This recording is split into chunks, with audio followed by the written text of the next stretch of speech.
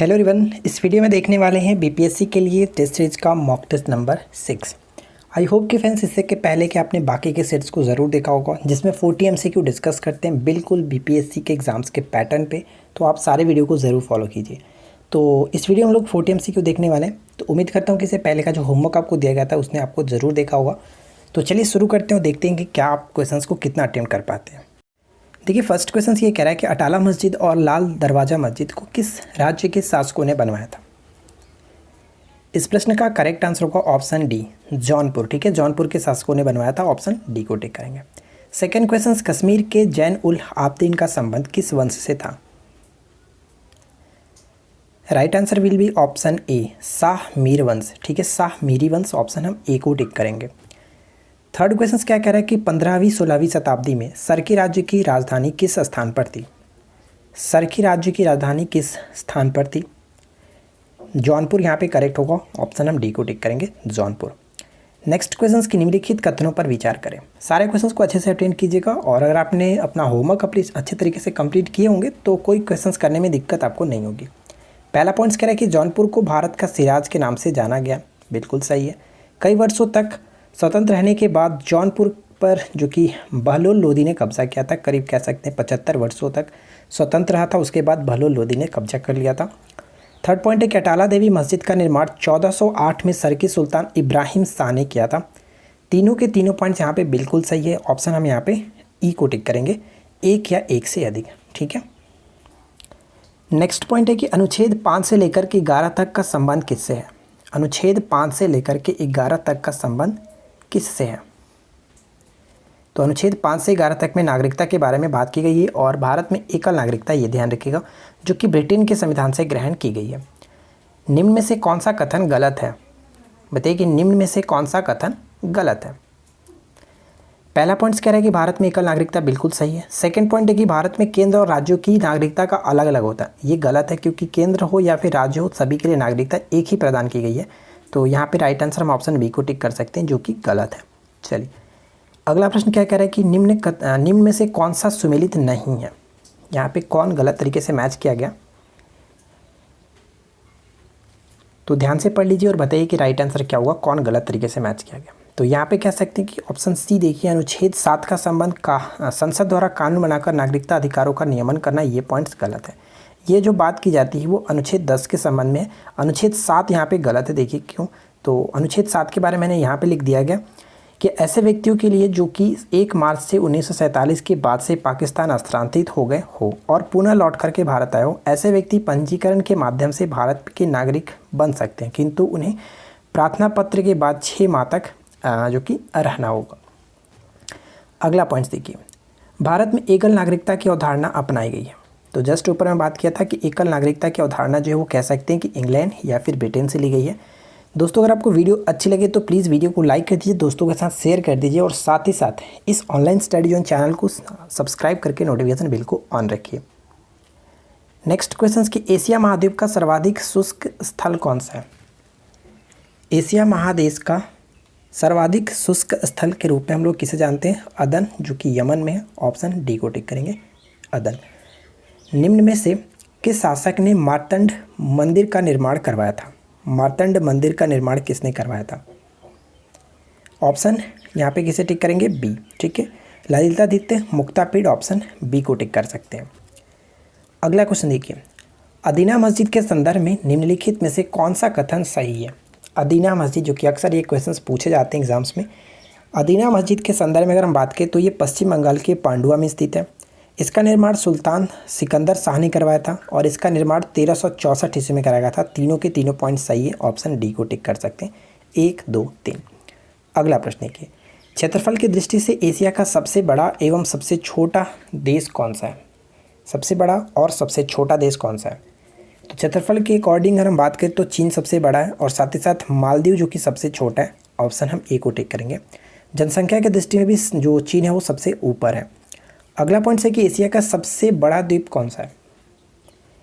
Asia का सबसे बड़ा द्वीप की बात करें तो यहाँ पे हमारा राइट आंसर हो जाएगा ऑप्शन बी, यानी कि बोर्नियो। ठीक है, बोर्नियो। लेकिन मैं आपको बता दूं फ्रेंड्स कि ये दुनिया में अगर हम बात करें पूरे विश्व में तो बोर्नियो का स्थान तीसरा आता है, क्योंकि पहले नंबर पे ग्रीनलैंड है, दूसरे नंबर पे न्यू गिनी और तीसरे नंबर पे बोर्नियो आता है।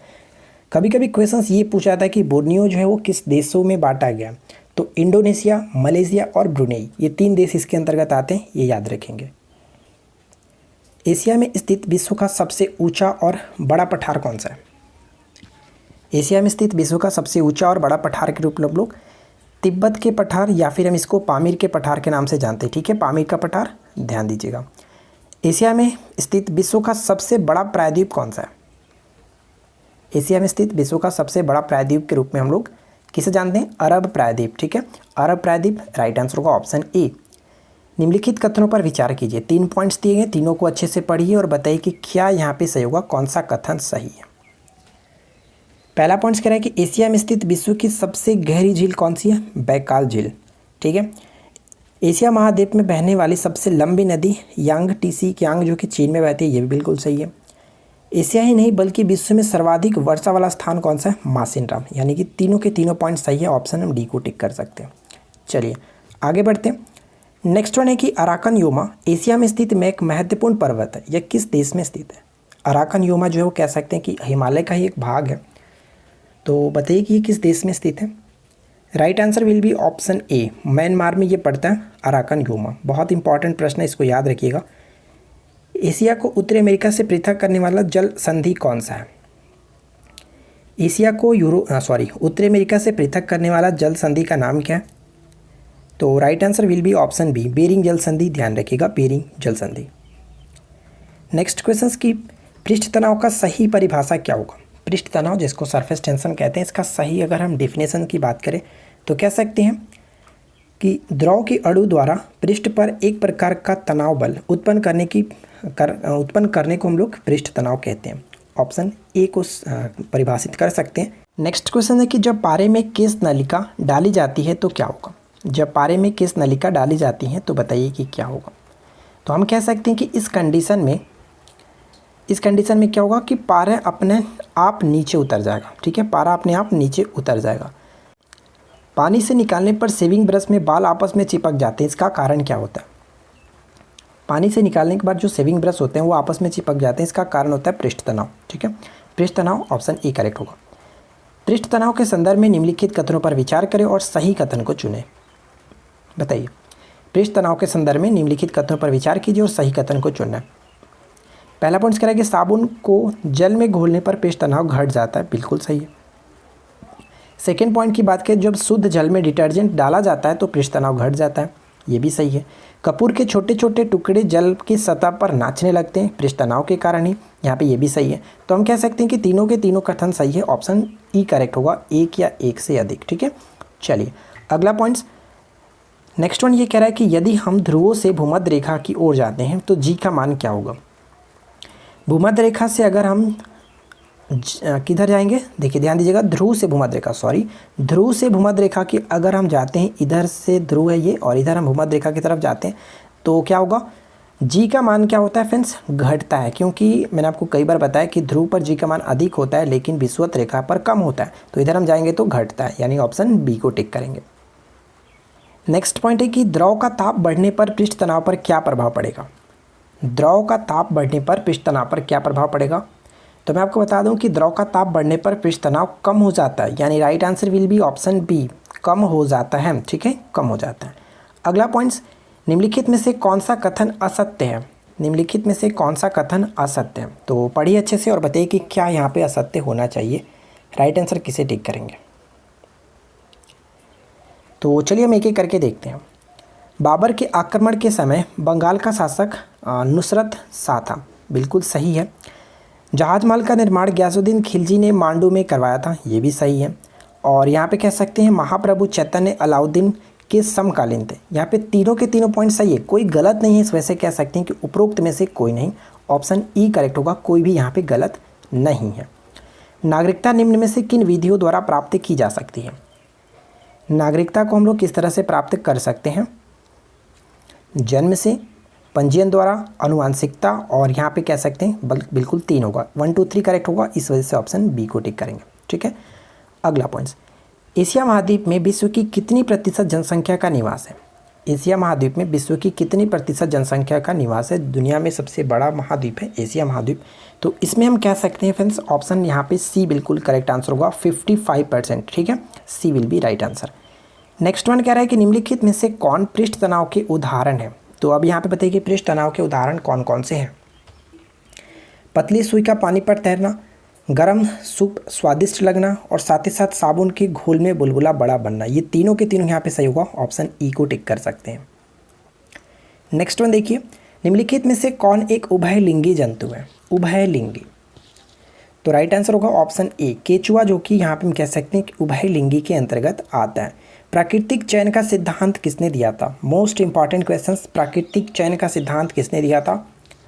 बी को टिक करेंगे, डार्विन। चार्ल्स डार्विन ने प्राकृतिक चयन का सिद्धांत, जो कि हम इंग्लिश में कहते हैं नेचुरल सिलेक्शन, ठीक है, अक्सर पूछा जाता है नेचुरल सिलेक्शन थ्योरी किसने दिया था? पंछी तथा तितली के पंख बताइए कि क्या होते हैं? पंछी तथा तितली के पंख क्या होते हैं? तो यहाँ पे कह सकते हैं कि असमजात अंग, ठीक है, असमजात अंग। नेक्स्ट वन की समजात अंगों के उदाहरण कौन से हैं? समजात अंगों के उदाहरण कौन से हैं? आई होप कि आपने समजात, समरूप और अवशेषीय अंगों को अच्छे तरीके से पढ़ करके आए होंगे। तो देखिए, समजात अंगों के उदाहरण के अगर रूप में हम यहाँ पे बात करें तो राइट आंसर क्या होगा? ऑप्शन ए, हमारा हाथ तथा कुत्ते का अग्र जो पाद होगा वो कह सकते हैं कि समजात अंगों के उदाहरण है। नेक्स्ट पॉइंट है कि सत्यपीर नामक आंदोलन की शुरुआत किसने की थी? सत्यपीर नामक आंदोलन, तो इस प्रश्न का राइट आंसर क्या होगा? सत्यपीर नामक आंदोलन की स्टार्टिंग अलाउद्दीन ने की थी, ऑप्शन डी करेक्ट होगा। नेक्स्ट क्वेश्चन, एशिया महाद्वीप के प्रमुख पर्वत श्रेणी कौन से हैं? बताइए कि एशिया महाद्वीप के प्रमुख पर्वत श्रेणी कौन से हैं? राइट आंसर क्या होगा? ऑप्शन हम किसे टिक करेंगे? देखिए, हिंदुकुश, साथ ही साथ हिमालय, काराकोरम, कुनलुन और तिएनशान, ये सभी के सभी हिमालय के प्रमुख कह सकते हैं या फिर एशिया महाद्वीप के प्रमुख पर्वत श्रेणी के अंतर्गत आते हैं। तो राइट आंसर होगा ऑप्शन ई, यानी कि एक या एक से अधिक। नेक्स्ट क्वेश्चन की चमगादड़ एवं पंछी के पंख किस प्रकार के अंग के उदाहरण हैं? चमगादड़ एवं पंछी के पंख किस प्रकार के अंग के उदाहरण हैं? तो राइट आंसर हो जाएगा ऑप्शन हम ए को टिक करेंगे, समरूप, ठीक है, समरूप, ऑप्शन ए। नेक्स्ट वन, जैव विकास को सर्वप्रथम किसने समझाया? जैव विकास को सर्वप्रथम किसने समझाया था? तो यहाँ पे राइट आंसर हमारा क्या होगा? ऑप्शन ए को टिक करेंगे, लैमार्क ने, ठीक है, जैव विकास को सर्वप्रथम लैमार्क ने समझाया था। अगला प्रश्न है कि किसके ग्रंथ में चंद्रगुप्त का विशिष्ट रूप से वर्णन हुआ है? तो चंद्रगुप्त मौर्य का विशिष्ट रूप से वर्णन जो हुआ कह सकते हैं विशाख दत्त की जो मुद्रा राक्षस है उसमें, ठीक है, मुद्रा राक्षस, यहाँ पे ऑप्शन सी को टिक करेंगे, विशाख दत्त।